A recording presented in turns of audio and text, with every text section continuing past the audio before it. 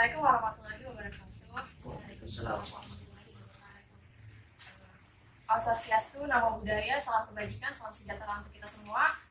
Nama saya Hilda Rosari Vela dari Prodi Akuntansi, Fakultas Ekonomi dan Bisnis Universitas Islam Yusuf Tangerang. Di kesempatan kali ini kita akan membahas Pancasila sebagai ideologi terbuka dalam menghadapi era globalisasi yang akan dibahas langsung oleh Abah Abdillah Sani selaku dosen pendidikan Pancasila dan Hukum Ekonomi Islam dari Universitas Islam Yusuf Tangerang, dan rekan saya Dina Octavia dari Prodi Akuntansi Fakultas Ekonomi dan Bisnis Universitas Islam Yusuf Tangerang, dan rekan saya Satria Dharma Sukma dari Prodi Akuntansi Universitas Islam Yusuf Tangerang Fakultas Ekonomi dan Bisnis. Jangan lupa sampai habis ya. Tanpa membuang waktu, mari kita langsung simak aja. Dan saya akan mengajukan pertanyaan kepada dosen Abah Abdillah Sani. Pertanyaannya, bagaimana teknologi informasi dapat menyebarkan nilai-nilai Pancasila di kalangan generasi muda? Baik, terima kasih banyak teman-teman yang lain. Sebagaimana kita ketahui bahwa sekarang ini teknologi informasi itu sudah meluas sangat penggunaannya, terutama di kalangan generasi muda, termasuk anda yang kelompok Gen Z. Ya. Boleh dikatakan lebih dari 6 jam per hari itu kita punya HP selama ini. Tentunya bukan hanya pegang-pegang, ya kita sering kali searching, kita sering nonton, ya apakah itu media sosial, apakah itu YouTube, atau kita kemudian berbagi informasi melalui Facebook dan sebagainya. Nah, sementara kalau untuk golongan yang ke atas maupun milenial atau yang di tua lagi juga kurang lebih sama, mungkin tidak seintensif anak-anak muda. Nah, karena perkembangan teknologi yang sudah semakin maju, penggunaannya semakin intensif, itu pasti akan membentuk pola pikir, membentuk mindset dari para viewer tadi. Sedangkan kalau kita tahu, tidak semua apa yang disiarkan melalui media sosial itu sifatnya positif. Ada yang positif, banyak juga yang negatif. Ya.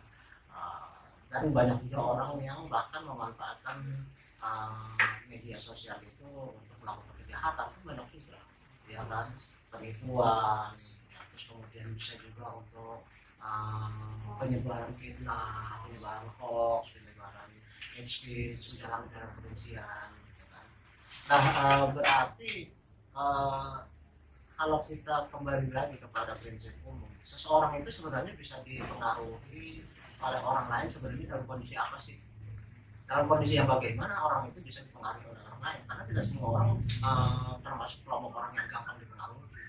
Ya mungkin orang yang gampang dipengaruhi, tapi mungkin dia gampang dipengaruhi karena kondisinya beda-beda. Ya kan berarti ada kondisi backgroundnya. Apakah itu dia punya background pendidikan, background keluarga, background pergaulan, background dari sifatnya sendiri, itu akan mempengaruhi seberapa jauh terpaan informasi dari media sosial itu akan mempengaruhi pola pikir, gitu kan ya. Kalau menurut Satria misalnya, sebenarnya kondisi apa sehingga orang itu gampang dipengaruhi oleh orang lain? Kalau menurut saya sendiri, biasanya orang itu gampang dipengaruhi kalau menurut dia informasi itu menguntungkan untuk dia, Pak. Jadi kalau misalnya penting banget bagi dia, apa menguntungkan dia, itu misalnya akan terus di-share, Pak. Dan kalau misalkan kondisinya itu menguntungkan bagi dia, itu akan disimpan kata-kata. Iya, karena faktor like and dislike juga bermain di sini. Memang udah suatu kecenderungan dalam ilmu komunikasi ya, orang itu hanya mau menerima informasi yang sepaham dengan dia, yang satu klik dengan dia. Ya katakanlah misalnya sih dalam pilpres kemarin ada 3 calon, itu orang-orang yang lebih cenderung senang kepada Anies Baswedan tentu berita-berita tentang Anies yang dia lihat, berita-berita yang lain nggak mau lihat lagi, ya kan. Maka kemudian apa saja yang disampaikan oleh blognya Anies ini kemudian diterima bulat-bulat seolah-olah itu suatu kebenaran. Begitu juga kalau yang senangnya kepada 02, maka hanya 02 yang ditonton, yang dia lihat, sehingga yang dari 01 maupun 03 dia pinggirkan, nggak akan dia tonton. Nah disinilah terjadi kemudian kita lihat ada pola-pola keinian, keberpihakan, sehingga kalau hal ini dalam rangka kontestasi yang kadang-kadang suka saling menjelekkan, ya kan, kadang-kadang menyebarkan satu hal yang tidak benar, hoax misalnya. Hoax itu sebenarnya ada benernya, cuma digede-gedein, digoreng. Ya, jadi sebenarnya dia infonya satu berita yang ada sebenarnya. Ini bukan berita bohong, tapi dibesar-besarkan. misalnya seorang katakanlah dia mancing ikan, dapat ikan teri, terus disebarkan lagi, ujung-ujungnya dapat ikan paus gitu. Seperti itu informasi. Makanya kemudian kalau ditanyakan tadi sama Hilda bahwa apa efeknya terhadap Pancasila, ya tentunya Pancasila itu kembali lagi ke pertanyaan yang saya katakan. Sebenarnya bagaimana sih kondisi orang sehingga dia bisa dipengaruhi oleh orang lain? Karena ini yang jadi pertanyaan. Bisa atau tidaknya dia dipengaruhi adalah tergantung kondisi dia. Nah kalau ini tadi saya mengatakan karena masalah like and dislike. Nah kalau dia melihatnya dari masalah apa sehingga orang itu gampang dipengaruhi? Dari pergaulan juga bisa. Dari pergaulan, misalnya lagi. Dari faktor lingkungan kayak Katakanlah pergaulan juga belum tentu orang itu bisa dipengaruhi. Tergantung dia punya jati diri juga. Saya katakanlah waktu masih muda juga bergaul dengan para preman, para pemabuk dan sebagainya. Tapi saya tetap aja dengan jati diri saya. Nggak bisa dipengaruhi. Bahkan saya punya prinsip saya harus mempengaruhi bukan dipengaruhi. Nah pergaulan juga sama juga kalau di internet pergaulan. Nah tidak kembali ke pertanyaan apa kira-kira kondisi yang membuat orang gampang sekali dipengaruhi? Lagi dong, kurang percaya diri. Ya lebih down. Intinya mungkin orang itu sebenarnya belum punya jati diri. Kalau orang punya jati diri nggak bakal bisa dipengaruhi orang lain, ya kan? Dia sadar benar siapa saya. Ya, dia sadar benar apa kemampuan dia, apa maunya dia, terus kemudian bagaimana sifat dia. Jadi betapapun dari pergaulan mempengaruhi, betapapun dari internet mempengaruhi itu nggak ada gunanya sama sekali. Itu masalah identitas diri, jati diri. Jadi kalau kamu menjadi orang yang gak gampang dipengaruhi orang, itu intinya itu adalah karena jati diri kita. Oke? Lagi? Silakan yang lain bisa. Saya mau nanya terkait penguatan identitas nasional. Menurut Abah, apa sih penguatan identitas nasional ini dan seberapa penting sih penguatan identitas nasional ini? Oke, ini terkait dengan jawaban saya atas pertanyaan Hilda tadi ya. Jadi Pancasila sebagai dasar negara itu bisa menjadi tameng bagi masuknya pengaruh-pengaruh asing melalui globalisasi, melalui internet, melalui pergaulan internasional dan sebagainya. Itu Pancasila bisa sepanjang Pancasila itu sudah menjadi identitas, sudah menjadi jati diri. Kan saya katakan tadi, orang tidak akan bisa dipengaruhi oleh apapun juga kalau dia mengenali jati diri itu sendiri. Ya berarti bangsa Indonesia itu kalau memang dia menjadikan Pancasila sebagai jati dirinya dia, sebagai identitasnya dia, berarti apapun juga maraknya informasi yang ada di internet, seberapapun intensitas kita bergaul dengan dunia internasional, itu semuanya tidak akan mempengaruhi kita punya jati diri. Berarti identitas nasional, kita pasti identitas nasional kita. Satu, kita punya Pancasila. Oke. Yang kedua, kita itu adalah suatu bangsa yang majemuk, ya kan, majemuk dari segala sisi, dari agama, dari suku, dari bahasa, dari keyakinan, dari budaya dan sebagainya. Kita majemuk tuh. Identitas diri kita yang kedua. Identitas diri kita yang ketiga apa? Kita ini religius. Beda dengan bangsa lain yang menjadikan agama katakan sebagai urusan pribadi. Kita kalau Indonesia ini menjadikan agama sebagai pribadi dan juga negara. Maksudnya ada kementerian agama. Gak semua negara punya kementerian agama. Berarti negara Indonesia care terhadap masalah agama. Terus kemudian juga bahwa kita ini jati dirinya adalah suatu bangsa yang memiliki keragaman budaya, ya, yang sangat kaya. Ini dari mana katakanlah? Dari Sumatera di mana? Dari Lampung, punya budaya sendiri. Itu dari mana? Dari Jawa Tengahnya mana?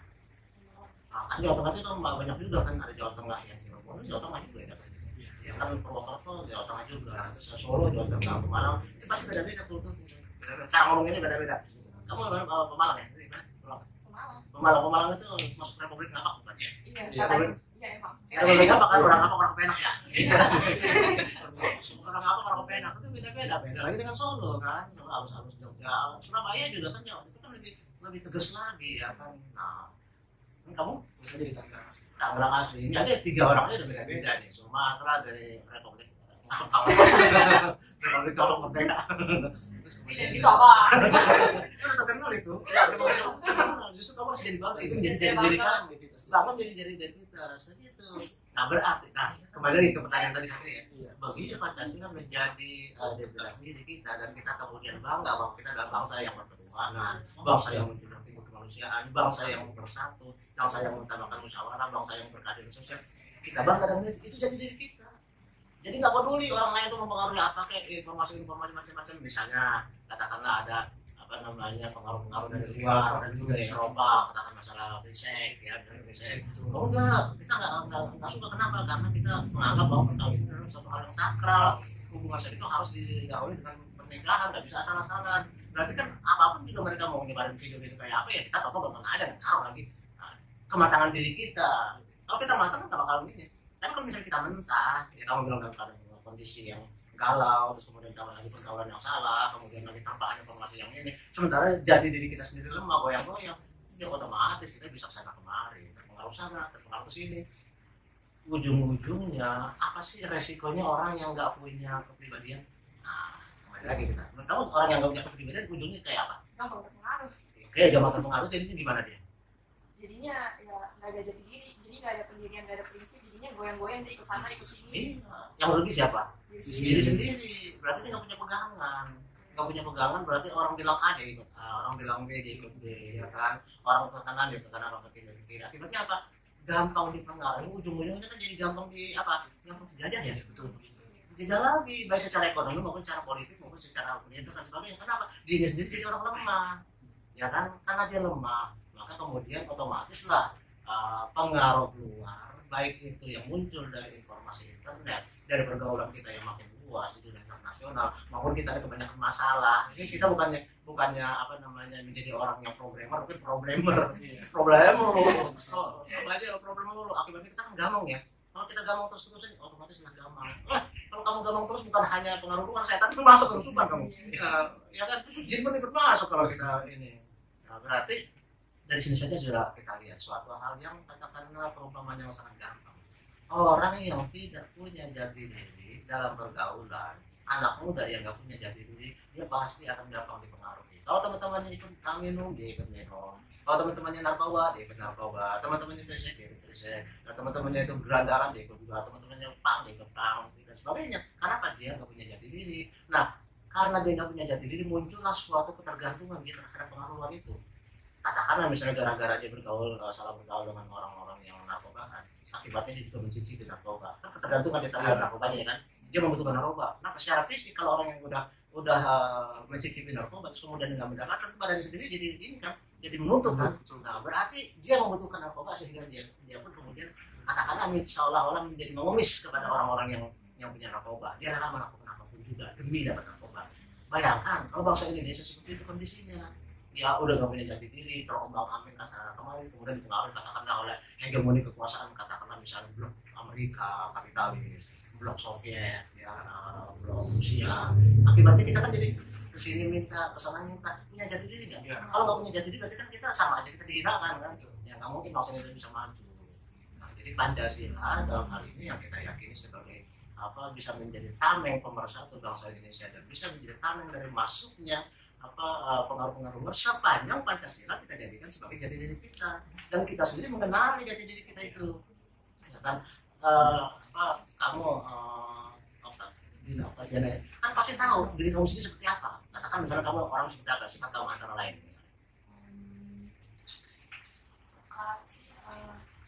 Sifat saya. Artinya kamu tahu benar sifat kamu seperti itu sehingga kamu nggak gampang dipengaruhi orang karena saya orang yang begini gitu. Gua banget gitu. Ada kan sifat kamu yang kamu pertahankan? Ya kan? Tadi Dilan juga pasti begitu. Apa ya kira-kira kamu? Galak masuk misalnya barangkali. Masih galak mau apa? Kita gimana gitu kan galak? Ikut-ikut aja. Ikut-ikut aja. Tapi kan nggak gampang dipengaruhi kan? Ada misalnya ada orang yang ingin mempengaruhi kamu ke arah yang nggak benar. Apa kamu ikut-ikut aja? Oh enggak, kalau nggak benar. Ya makanya. Berarti kan kamu punya jati diri kan? Punya jati diri. Kamu juga begitu kan? Misalnya apa kamu? Kalau saya punya prinsip tersendiri sih, Mbak. Kayak saya sudah 4 tahun ini, mau 5 tahun saya nggak minum kopi, nggak minum es. Terus prinsip saya yang saya jaga. Walaupun teman-teman saya sekitar minum kopi, minum es, saya tetap menjaga prinsip saya sendiri. Ya, kita kembali lagi kepada kata kita. Ketika kita mengetahui siapa kita, who we are, maka apapun juga pengaruh banget itu nggak akan mengaruhi kita.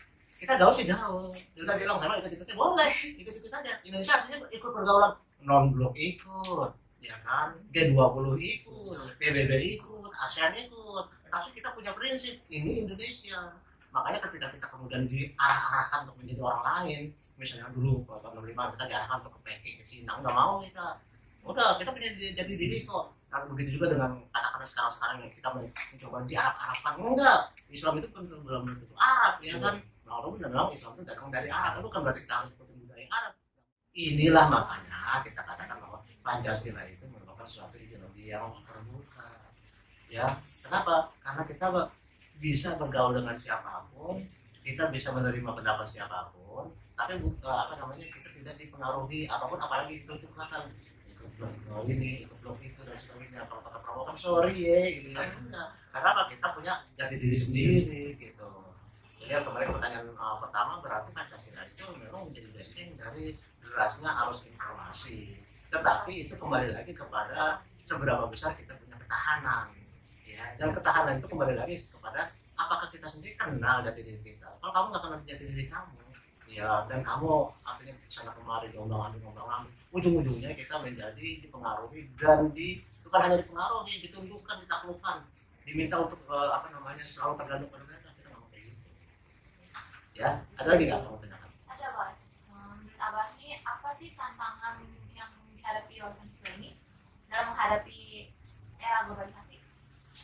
Bagi saya seperti tadi, kembali lagi ke pertanyaan yang sudah diajukan teman-teman, tantangannya adalah seberapa besar kita mengetahui jati diri kita sendiri, ya. Kemudian setelah kita mengetahui jati diri kita seperti apa, seberapa besar kita mau melakukan apa yang menjadi jati diri kita itu sehingga kita tidak munafik.